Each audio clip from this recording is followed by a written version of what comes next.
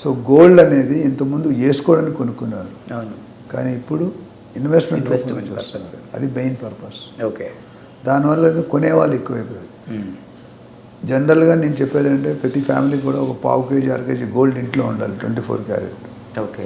ఎందుకంటే రేపు పొద్దుట మనకి డిసీజ్ రావచ్చు, అమ్మాయి పెళ్లి కుదరవచ్చు, అబ్బాయి చదువు కోసం కావాలి, అప్పుడు ఎవరు ఇస్తారు? స్టాక్ మార్కెట్లో రావు, మ్యూచువల్ ఫండ్స్లో రావు. కానీ గోల్డ్ మాత్రం నెక్స్ట్ మినిట్ మీరు వడ్డీ తీసుకోవచ్చు, ఎక్స్చేంజ్ చేయొచ్చు. ఇది తింటా. సో గోల్డ్ రానున్న రోజుల్లో కూడా మీకు తెలియాల్సిందంటే ప్రపంచంలోనే India highest consumer of gold. Okay. మొత్తం ప్రపంచంలో మనం వాడినంత గోల్డ్ ఇంకెవరు వాడరు. టన్నులు నాట్ కేజీలు, టన్నులు వాడతారు. సో అంత ప్రాముఖ్యత ఉంది కాబట్టి గోల్డ్కి అంత వాల్యూ ఉంది. అంటే ఎప్పటికైనా లాస్ అనేది తక్కువ, ప్రాఫిటే. రియల్ ఎస్టేట్తో పోలిస్తే తక్కువ ఉంటుంది. స్టాక్ మార్కెట్ పెరుగుతుంది, పడిపోద్ది. రియల్ ఎస్టేట్లో ఎప్పుడు పెరగడం తగ్గడం ఉండదు. గోల్డ్లో కూడా డ్రాప్ ఉంటుంది, కానీ కొద్దిగా ఉంటుంది. సో దీనివల్ల ఆ గోల్డ్కి ఉన్న ప్రత్యేకత పెరుగుతుంది. ఇన్వెస్ట్మెంట్లో ఇప్పుడు ఒకరొకటి స్టాక్ మార్కెట్ దెబ్బతింటున్నారు. కొన్ని తక్కువ ప్లేస్లో రియల్ ఎస్టేట్లో కూడా మ్యూచువల్ ఫండ్స్ అనేది వస్తుందో రాదో తెలియదు.